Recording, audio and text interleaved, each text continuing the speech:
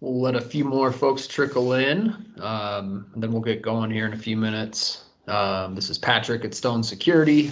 Thank you everybody for making the time today. We got a pretty cool presentation. Hopefully you get something out of it.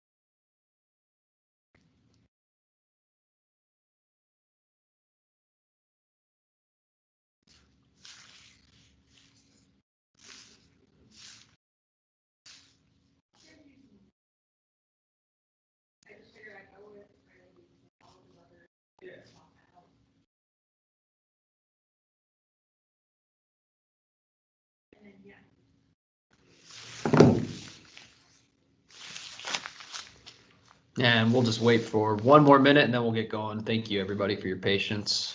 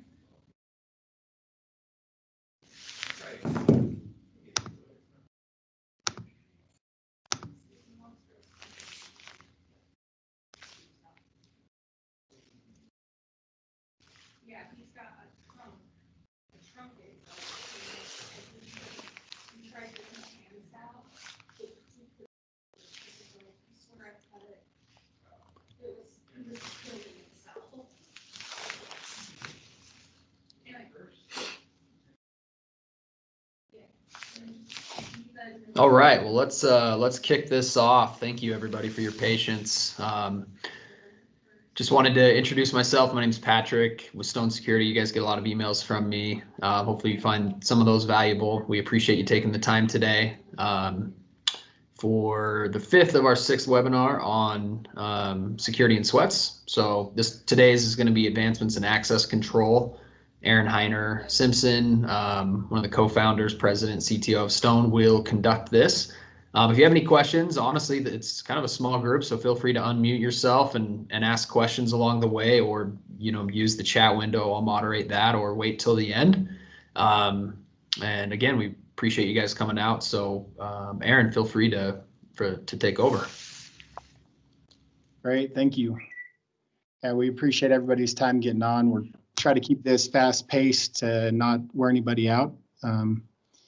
Everybody's got fatigue from anything webinar related, so this hopefully will be quick and valuable. Let me just get my screen presented up here. 1 second here.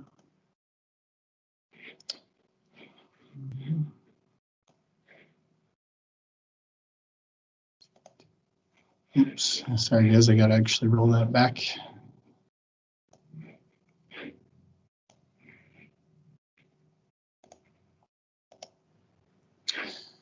Okay, I'm also going to join with my mobile device. So I have some things on mobile that I want to be able to share today as well.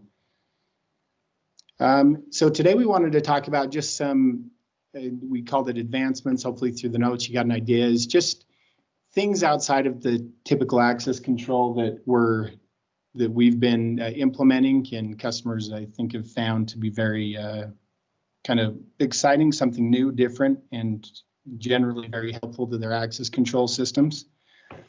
So I wanted to start off first with mobile credentials. We get a lot of interest around that. We've deployed this a fair amount, but there's still a big chunk of the market that, even going back as far as, still using prox technology.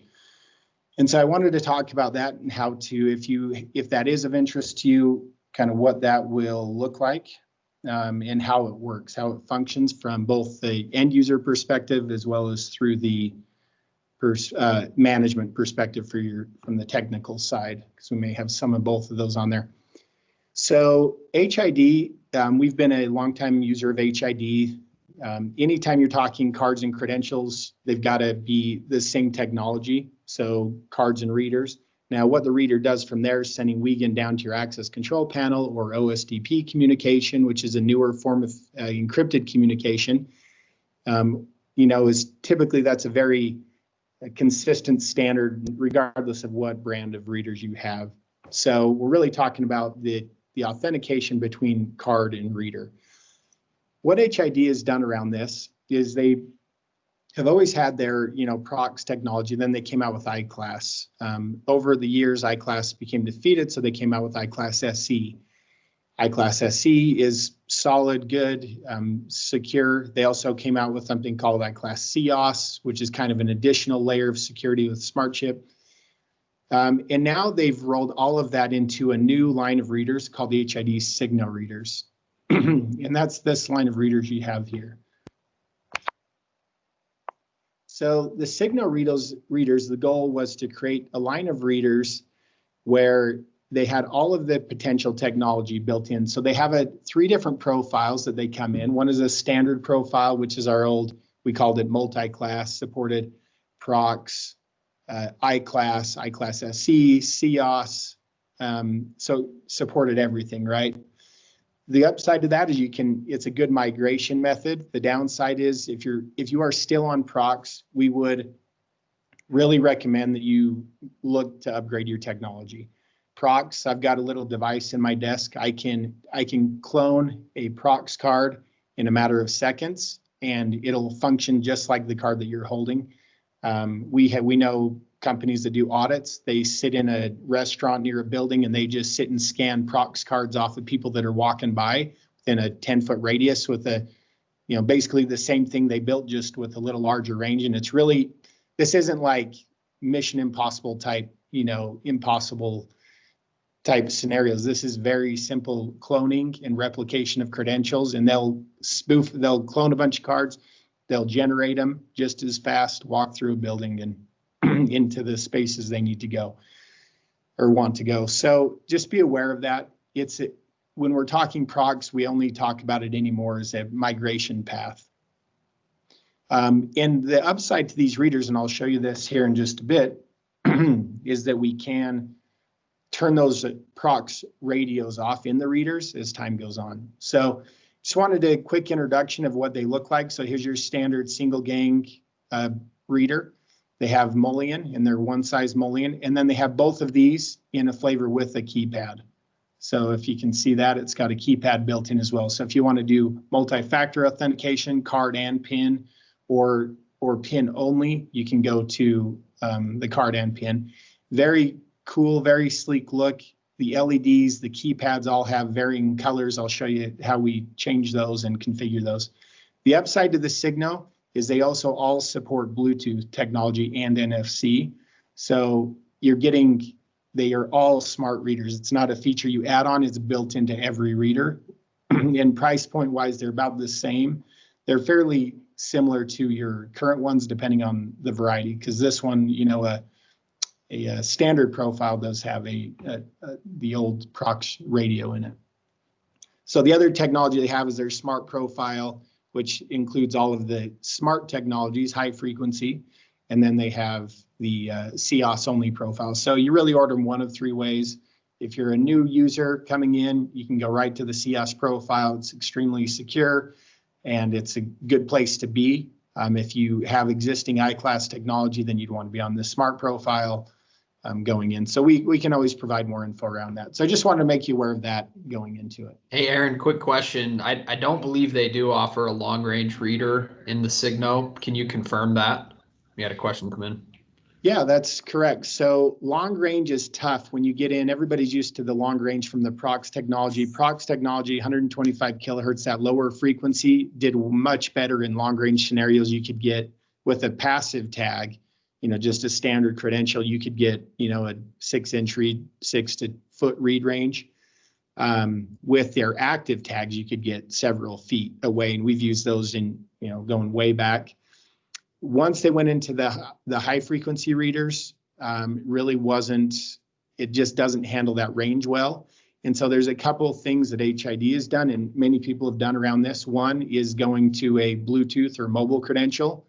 Bluetooth can handle a range up to 100 feet. So if you have a gate, something like that, these mobile credentials, even on this small reader, you could activate this reader from 100 feet off. And I'll show you what that looks like. It's their twist and go capabilities, or we can turn the power up and down on the reader as well. So anyways, that's is an option, but yeah, the long range doesn't work well in the high frequency. HID also does have a UHF reader, ultra high frequency reader, that will read up to, a 5-meter-ish range. And those work quite well as also, if you're looking for something out, usually these are more, gate or long range scenarios. But we've used those. We've also have a company we really like called NeedApp.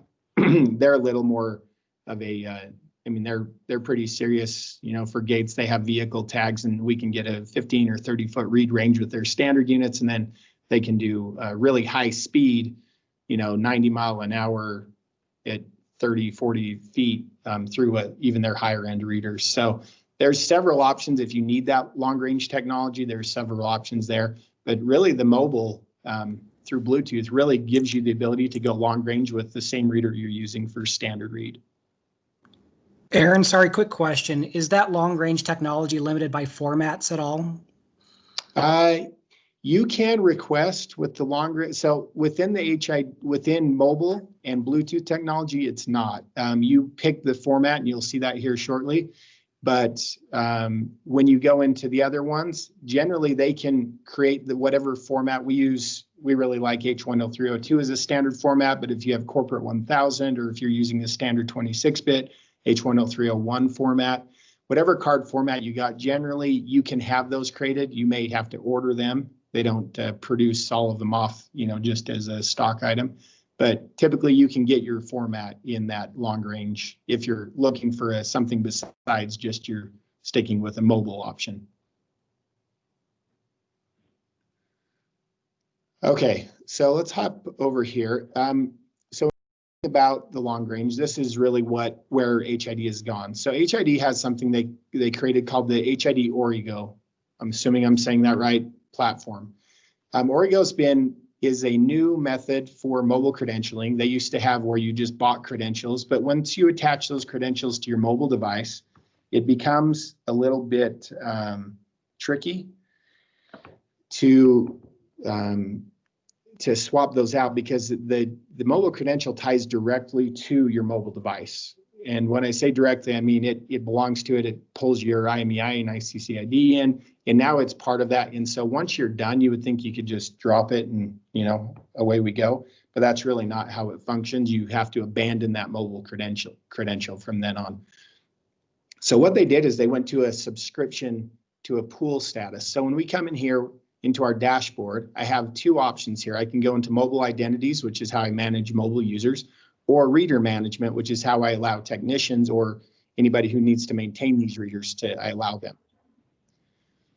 So when I come into my mobile identities, if you look here, I've got so this is specifically for Stone Security, but this would be your company or your organization. It shows you just your dashboard view here, showing what you have, active users, dormant users, how many I have available, and so forth. But then down here, it shows available mobile IDs. So these are if you look here, this is my format that we have here. I can buy these in any format that HID supports. So I'm buying these in H10302. This is a 37-bit format. Actually shows you pretty good detail right there. And then down here, I have my users. So if I have a new mobile user, I can come in here and I can either import a list of users. So you see if I come into add users, I can go single user, or I can go multi-user and upload just a CSV file with the right info, and they give you a sample template right here. But you just come in, put in their email address, first name, last name. If you want to give them a user ID, you put it in, and it sends out, we enroll them, it sends them out immediately an ID, or the ability to log in, and generates an ID for them next in line. So it's going to generate my next range of card numbers, next available card. So we have 20 now, we're only using 5. But that's how that works. So very simple to enroll. They get an email, they pull it up, it prompts them to download the app, they create their account, and it loads their mobile credential. So very, very clean and nice there. So that's really it as far as how we enroll new people in mobile. If you're a new organization that hasn't been here yet, we would send you a link that would allow you to generate your mobile ID for your organization. So if I looked here and manage my organization, you'll see that I have a mob key that's unique to Stone Security. So I would go and fill out that portal, and this mobile key would be generated, and that's what we need to now order credentials against your account. It is a pool subscription, which means you load when a device is utilized. So if we come down here to let me go down here to my record. You'll see that it shows I have multiple devices, but if I actually come into my device or come into my record, you'll see that I have one active one that's on my iPhone. Apparently I've already got an iPhone 12. I'm not sure why that shows as a 12. I think those were just announced yesterday. But this is my current iPhone, and then you'll see I have my revoked from my credential as well. So if I had any revoked, they would show up here. Actually, here it is, sorry. So there's my mobile from my iPhone 10. So it shows current devices and past devices. So again, really easy to manage, upload, and just manage those users. If I come in and I delete this device, it automatically revokes it from the device over the network. It reaches out and says takes it back. And then it also frees that license up, so they replenish that license in my overall portal so that I can now have that to utilize again on a new device. People are swapping out their phones every year or two, so it's that annual subscription type method. So hopefully that makes sense. Again, pretty straightforward portal. It works well. It's simple. The enrollment process for new users is really clean as well. So let me just let me see if I can swap over real quick here and show you some of the options of once I get my credential. So I'm just going to share the screen on my mobile device. Let's go share screen.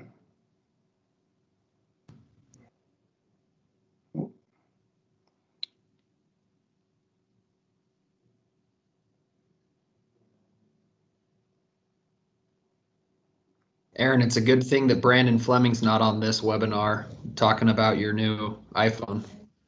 Yeah, Brandon loves Apple products. Mm-hmm. Yeah, he's an Android snob. That's fine though. We like Android as well. And these apps are all both iOS and Android capable. Nice. So when you come in here, you'll see we have our mobile access app. So this is my credential that I have on my device. I use it every day coming through our door. Sorry, I've got a reader nearby. Let me move it away a little bit. So we have the range turned way up on it. Just give me just 1 second. Let me disconnect. There we go. Okay, so the mobile ID, you come in. This is just like a card that you would carry in your wallet or on your keychain. Has my actual card number, if you notice that on there. That is the card number I would enroll into my access control platform. With this format, we get these really long numbers because they're a secure format that they never reproduce. But as you look down here, I've got some different settings, invitation code, licenses, but I can come into my settings here and allow mobile access when. So when app is in foreground, when device is unlocked, or always. I've got mine set to always. That way, I don't have to take it out of my pocket when I walk up to the door.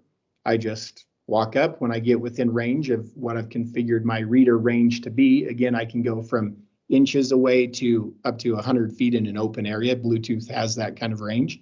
It'll unlock. If you're going to go long range, you want to be very strategic about that, because you'll walk down a hallway and kick off every reader you walk by. So these are my settings for that.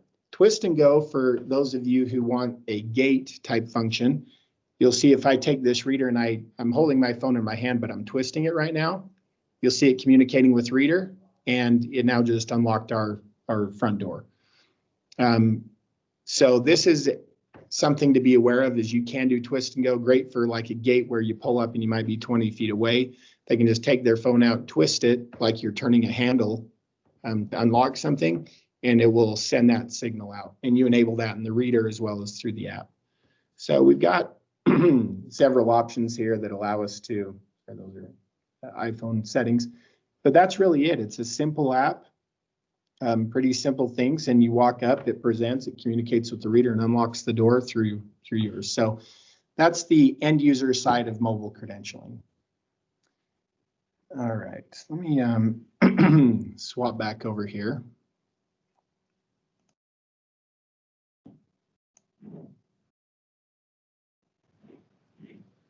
Okay, hopefully we're back now to my desktop. So the other side of this is our reader manager. So I've got that pulled up here in this next page. So reader manager is just that. These are your readers. You own them as an end user. And in order to manage these readers, you have to allow a technician to be able to manage it. So that's done through something that HID calls their reader manager app.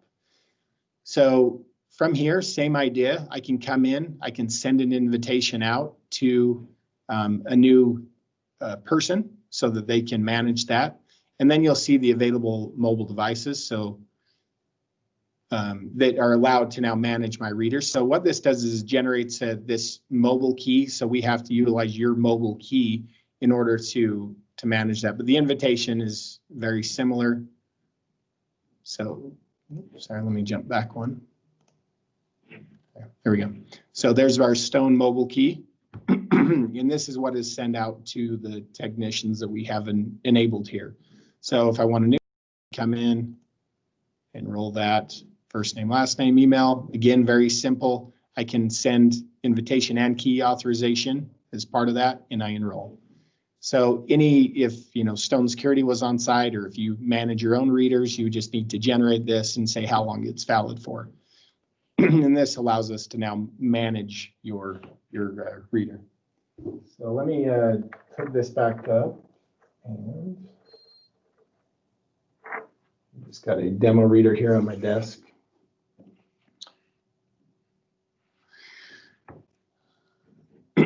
So that's really it to this Origo portal from the HID side. Again, really straightforward and clean. Let me pull up here. Okay, so I'm going to present back to my mobile device.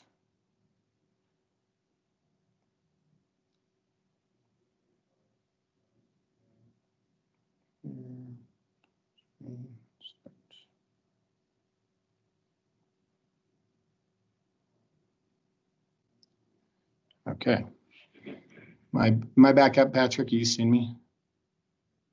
Yeah, I've got your mobile device up. Okay, Yep. Great. So on the what we're seeing now is the reader manager. So we come into the reader manager.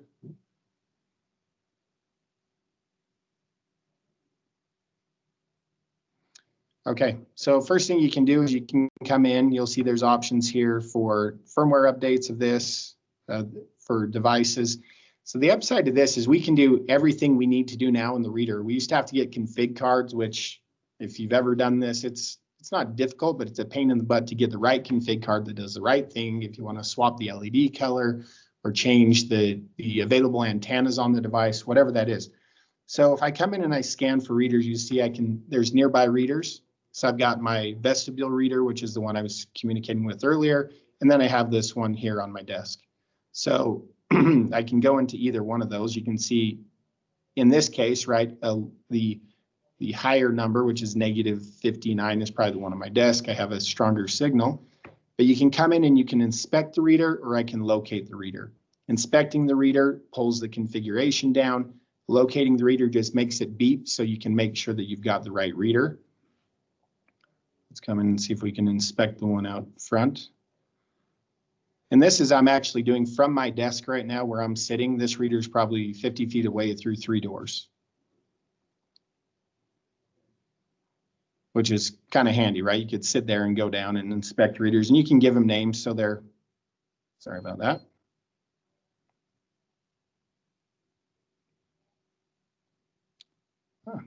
Okay, so here's a good example of a reader I'm not authorized to configure. This means that we've loaded a mobile key on here that's different for that reader. I'm sorry about that. It's a mobile device. Okay, let's go back then. Let's see if we can inspect my local reader here. So this is the idea. We then can create formats and change LED colors, all sorts of things like that. So there's really quite a bit that we can do. Sorry, you guys, we keep swapping over to calls coming in. And that's really it as far as reader management. So this allows me to go in, inspect the reader, connect to it, adjust all the settings, read range. Again, I had mentioned that earlier. So there's a lot you can do there. The read range is a big deal, like I said, because you may only want it to read a short distance instead of a long range. Let's see here, let me get back over. So hopefully that makes sense of, you know, adjusting those read ranges in that. It's a simple process. So that was kind of the first phase of this. We just want to make people aware of the capabilities you have with your reader. Let's see, Patrick, do you want to, I think Amy, we were going to have with the Abraxas is saying she may have the wrong link. No, yeah, Amy's on right now. She should be in presentation mode. Amy, feel free to. Okay. Hey guys, share. how are you? Yeah, nope, feel you're free to good. share your screen, Amy. Awesome. Give me 1 second here. And maybe So while just that's going on, Aaron, why don't you introduce it, Amy? Yeah, so the next one we wanted to talk just a little bit about here was Abraxas. Abraxas is a product by AnyVision. If you haven't heard of AnyVision, they're a very accurate facial recognition company. They do a lot of cool things around visual intelligence like you're seeing there. They created a product that integrates with quite a few leading access control platforms out there. We're very excited by it because it goes to this frictionless, touchless access control kind of readerless design. And I think we'll see more of this as kind of the future of access control, but I'll let Amy take it from here and kind of give you a highlight of what Abraxas does. Awesome. Thanks, everyone. Hi again. My name is Amy. Looking forward to sharing more info today. Can everyone see my screen okay? Looks great, Yep. Amy. Awesome. Yeah, so AnyVision is an AI platform for computer vision. And what we were able to do is really leverage the core of what we do really well with our proprietary algorithms when it comes to facial authentication to use that for a touchless access control use case. What we see in today's world as businesses are reopening, they're really thinking about ways to reduce surface to human touch. And then also, I think ongoing, we're always innovating about how can customers better experience walking into a building, making sure there's no holdup in the line and the turnstiles that we see in the lobbies. So AnyVision is taking this to a new level with Face, right? So I do want to talk about the few reasons why in the market that every customer we work with are even interested in a product like this. So first of all, addressing security concerns, whether you're using a badge or any other solutions, it's quite easy actually to take someone's badge and get into an area you're not supposed to. So from a security perspective, Face is actually one of the most secure biometrics to use for entry. So maybe in areas like a data center or IT room when only a few individuals are allowed in, it's really good to think about how can we increase the security level clearance for those areas. We also are able to make this very touchless, like I mentioned, so you can seamlessly walk through. We help really resolve bottleneck issues that we tend to see, especially in lobbies. And the great thing about AnyVision is also it doesn't require physical space for you to take advantage of this type of allocation of who is authorized and who is not. So let's say there is a space within your facility where there's no physical barrier, but you want to be notified if people who are not supposed to be there are entering into that premise. This is something that we can also help out with, so virtual spaces, if you will. And we're able to deploy this really quickly. This is a proven technology used by some of the largest consulting firms out there. I have this deployed at stadiums or normal tech companies, you can name it all. Some key use cases are CEF front entry, executive suites, team players in stadiums, right? Making sure that players are able to get in and out of facilities, training rooms without having to have a physical badge or anything else to carry other than their face. Data centers are also huge for us as well. With that said, I think it's important to highlight a few things that really help us stand out in the market. First is our enhanced recognition, and Aaron pointed this out. We are by far, the most accurate and the one that works best in the real life environment. So feel free to, reach out to me if you wanted to talk more about the accuracy rates, how we're doing this. But really what helps us as apart is the algorithms that we do put in place. We are actually translating every single face we see into 26 mathematical vectors. And it's a very unique code identified for each individual. So then we match you to the database of all the people who are supposed to be allowed in, make sure the numbers match, and then give you access. One other thing to talk about is anti-spoofing technology, and I'll show you in just a second here. So what I mean by anti-spoofing is if someone was trying to take on your identity to try to access a space, we're going to be able to help identify any spoofing attempts. And we do that by making sure that you're a real person in front of the camera and not just holding up someone's phone or showing a LinkedIn photo of someone else. So here's an example. We can deploy this type of technology in more than one way. The first way is actually using a tablet that we have to offer. It's called Praxis Point. So as you can see, what's happening here is as you walk up to the tablet, it has a camera, it recognizes who you are, verifies your identity, and you're let through. Here's a great example as well with someone wearing a mask in today's world, being able to walk up to an existing camera that's being deployed, right, on the turnstile here, and granted access. And please know how quick it is. It's truly a very seamless process. And we'll talk a little bit more about the architecture behind it so you have some understanding there. But notice, yeah, so I just really want to point out, even with the mask, I know it's temporary, it's not going to be forever, but it's great to know that you could deploy it in today's world and still have it work very well. And here's a close-up that I'd just like to share. Notice that as you walk up close to the tablet, it recognizes someone's coming, so it's a bit interactive on the screen. It puts a binding box around your face, verifies that you're the right person. It even shows you the ID kind of registration photo that you have in the system, and immediately the turnstile will open for you. All right, this is actually deployed one of the high computing centers for British Petroleum down in Texas. Awesome. And here are just some other examples to showcase here. These are all various ways to get into buildings using actually existing cameras. So I personally really enjoy the one on the right-hand side. Notice that they have these tiny cameras mounted on top, right? And I think this is also a Buddhism turnstile. So as you walk up, notice that she was reaching for her ID card and realized that it's actually just using her face, and she got access way quicker. Here's a quick glance at our anti-spoofing technology that I mentioned, right? So when you show up, try to fool the system, it's going to be able to know if you're a real person in front of the camera or not. So the green binding box is verify that you're a true live person, and the red box indicates that you're not. And so from an architecture perspective, there's one of two ways that we can see this deployed. So you can see there's two options here, so I'll start with this one. We have what we consider light integrations, and this is the architecture we're looking at, okay? So for things like Genetec, Linnell, Vigilon, these common ones that we do see in the market, when we say we have an integration, it really means that integration between the AnyVision server and the access control server. So we're able to use that integration to help forward along all the card information, photos, name of everyone in the system from the access control side into AnyVision.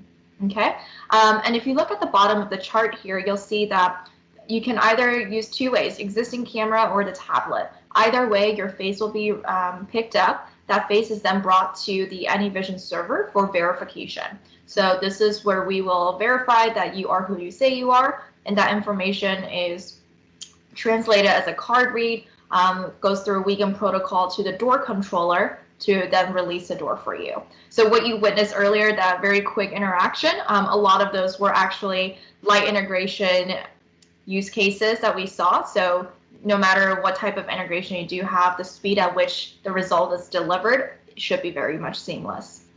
Okay, and we're constantly developing newer integrations as well. So if you do have a specific one that's not listed here, feel free to reach out and I can check in with my product team to see if we started on the process and what that looks like.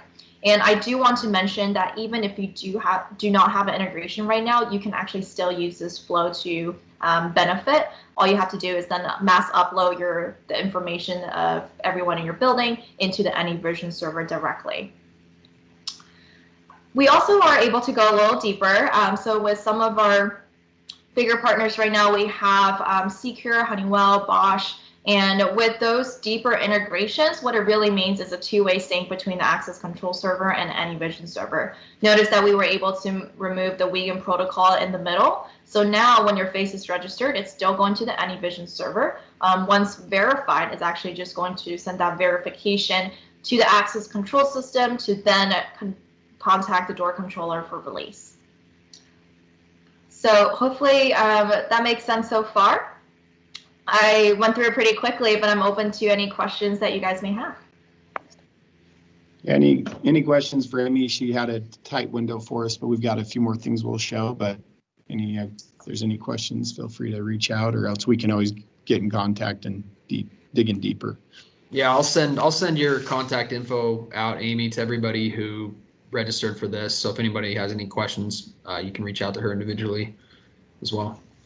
Perfect.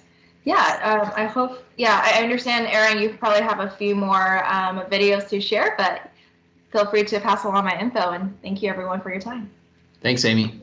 Thank you. Okay. So on the theme of AnyVision, their Abraxas product, I'd like to just share a couple things there that I think they've got a couple of videos that I think represent it well. So we'll just run through these. There's a couple of short videos, but they just show some of the capabilities. Abraxas utilizes our industry-leading face recognition capabilities to create a secure and seamless user experience.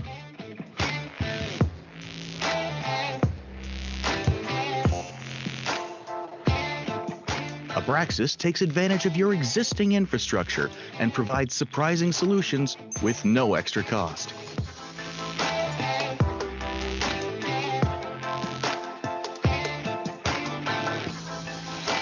The enrollment process is easy with our designated app. The user takes a picture of his ID, then shoots a quick video of himself for the liveness detection. Abraxas is easily integrated with your existing hardware and access control systems. It's really just plug and play. It also adds features such as restricted areas and guest overdue. Abraxas will detect and alert you of any spoofing attempt and prevent tailgating in real time.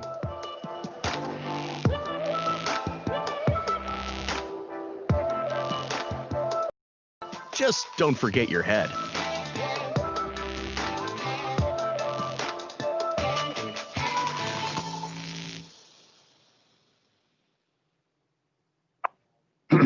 So there's that.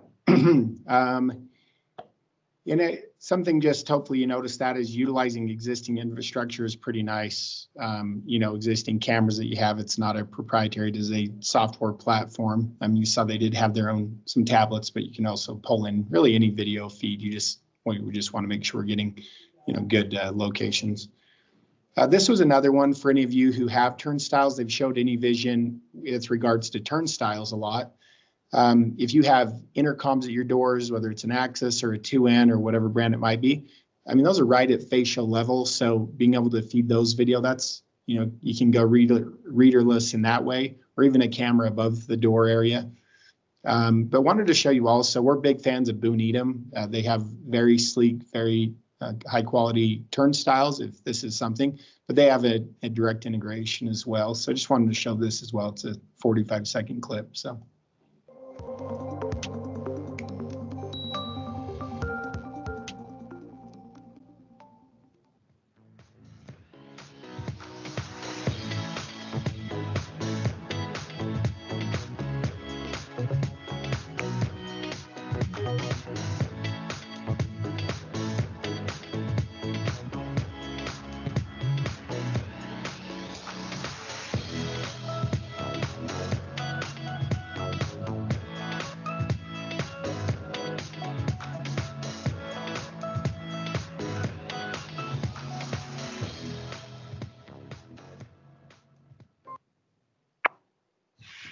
So very simple there. So hopefully that gives you a good feel for what AnyVision does with their Abraxas product.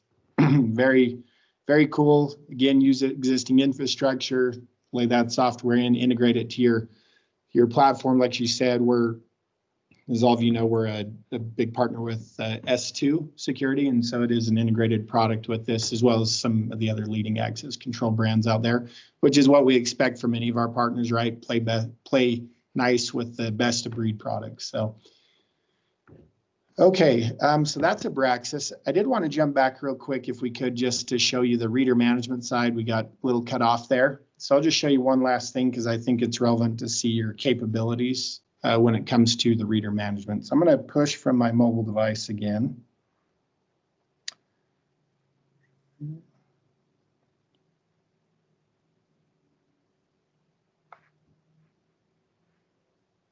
Okay, so reader manager. So I'm into one of the readers. So I went in and inspected one of the readers. So this is where we're at. We've got let me pull up this, I can see screen good. All right. So we have the ability, you'll notice here that it's showing you there's a firmware upgrade. When's the last time any of you have ever upgraded firmware on any of your readers? Probably never, right? It's not something we think about. They kind of are there, they do what they do, but there may be needs to upgrade them. This is also important when you talk about security. For example, an I-class technology was the standard I-class. The original was defeated years ago. It's very complicated. It's not easy like Prox, but it is doable. And so they came out with I-class SE. Now, if there is a technology that ever gets defeated, you know, as time goes on, it's a simple firmware upgrade and you're back into a secure state. So that's one reason that I think is a huge benefit of this with both any of the newer technologies. If you look here, we can apply templates to the reader. We can change the reader name so that you can identify them. So if you're sitting at your desk, you could configure readers in the area without going one by one. But we can apply templates that maybe you know, okay, I want to turn these radios off. I want the LEDs to be blue, and I want my read range to be at this level. You could just apply it quickly to each one, and it takes seconds to do it. It shows me my mobile keys, and then it shows me what hardware configurations are on. If I want more details, I can go to detailed configuration, and it's going to inspect and load that from the reader. Again, this one is a ways off. And now I've got, so if you look here at the top, I have details, right? Credential details. What do I want to allow? Do I want to allow NFC, Bluetooth, COS, I-class, I-class standard, SE, SR, MyFair, DesFire? I just turn those radios on and off. If I know I don't want I-class standard on, we had a customer that needed this. We just jumped in through this, turned off the standard I-class radio, and you know, we're right back to where we were. And then you can add that to your template. You'll see the bottom. And then here under my keys, I can add additional keys to it. And then we have reader settings. If you go to, I think this one's kind of fun, when the audio and visual, idle LED color. So I can pick when the reader is idle. Normally it's a red LED. Maybe you want it different, a blue, to know that it's a Bluetooth credential, or amber or some other color. And then your credential read, so when it gets a read, it goes green by default, but you can change those. So there's really all these different parameters within it, the type of technologies you want to turn on and off. We talk about, here's our allow twist and go, allow tap, and then we turn our range up.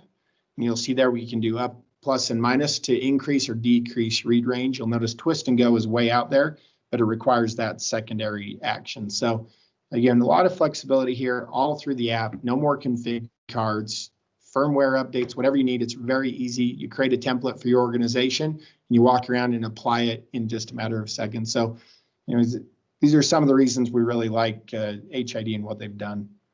They've also are working with S2 mobile security user app. So if you utilize S2, they can be loaded into there as well if you want to see them in there instead of seeing them through just the standard app that I showed you a little earlier. So let me jump back here. And we'll present again. Okay. All right. One last just kind of maybe, I don't know if you want to call it a bonus, but we did want to talk a little bit about a product we've used for years, but I don't think people are always aware of it, is something that is called the SureFi Wiegand wireless bridge. They actually have a new version of this coming out very soon called an Osdp wireless bridge. So it'll do both Wiegand and Osdp communication. Really what this is, it's got a short video here that I can show. It's a little kind of techie, but I think it shows it well. But really what this does is replaces the wire between your door and your head-end panel. So if you have an outbuilding that's 50 yards off and you don't have conduit to it, if you have a gate that you need to put a reader at, but you don't want to trench out to it, maybe you have power there for a motor already. If you have a forklift, that's a unique application where if you want to access control your forklifts off your main access control platform, you can put one of these on the forklift, wire a reader in, hook it up to the triggers on the forklift that allow them to start, turn on and off. And then your access is directly tied to that user. You manage it through your access control platform. They have an Omni antenna here at the top, so it broadcasts in all directions. And they have surprisingly, they use a chirp technology, and the range is really quite impressive. We just put a couple of these in the other day. This is their next generation. That's fairly new, and it just works. It works well. We have a city now looking at these for park bathrooms. So they've got these parks scattered all over, and so they're putting one of these at the park bathroom or facility, and then they're going to the nearest building that has network, and then we're wiring it right into a node or the head end controller from there. So it's just a good way if you need to replace a wire or you can't get a wire somewhere with access control, it just inputs one and outputs the other. So I'll just run this video for a couple minutes and then we'll wrap up.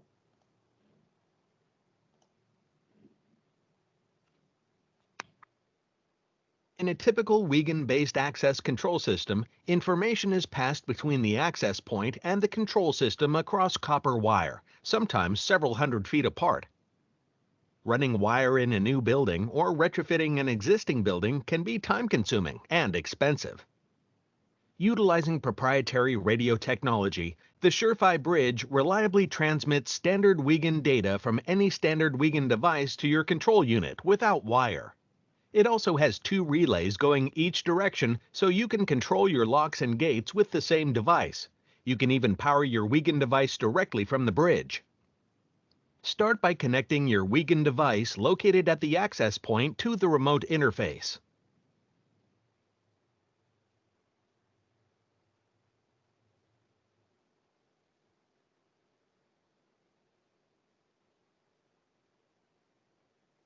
Connect the Wiegand D0, D1, and ground wires to the inputs on the bottom of the remote interface. If you are powering your device from the bridge, connect the VBus line as well. Connect any locks or other actuators to the relay outputs on the top of the remote interface, R1 or R2. The normally open, normally closed, and common terminals on the relays are available and can be set as wet or dry. Each has a corresponding input on the controller interface. Finally, connect 12 volts DC power. Additional devices, such as a request to exit, motion sensor, or door position sensor, can also be used by utilizing available relay inputs on the remote interface.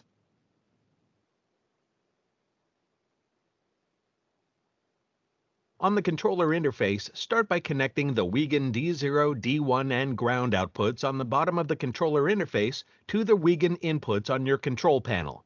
Connect the relay outputs for any locks or other actuators from the control panel to the relay inputs and ground on the top of the controller interface. Connect 12 volts DC power.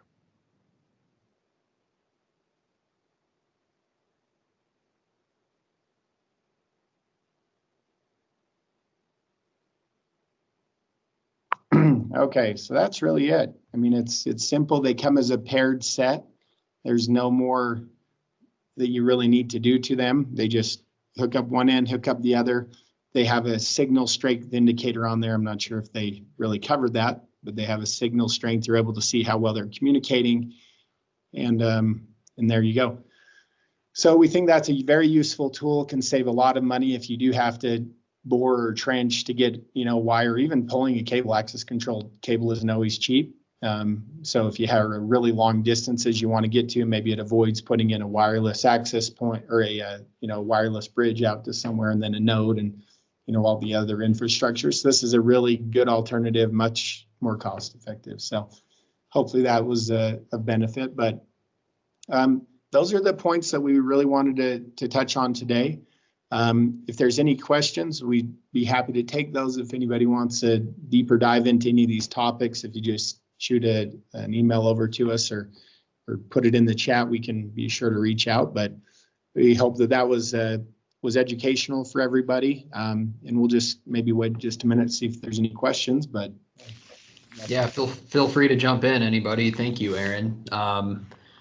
In the meantime, too, just let you guys know, Friday we have another webinar on visitor management safety solutions. So we know visitor management is another hot item right now for organizations. So we'll hang out here for another minute or so. If anybody has any questions, feel free to unmute yourself and ask away.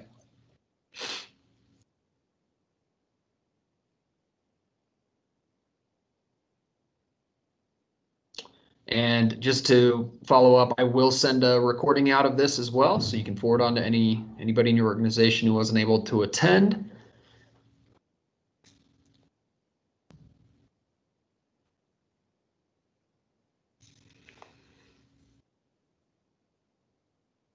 I think Aaron must have answered all of your questions. So we'll wrap this up. Thank you again, everybody, for making the time, and have a great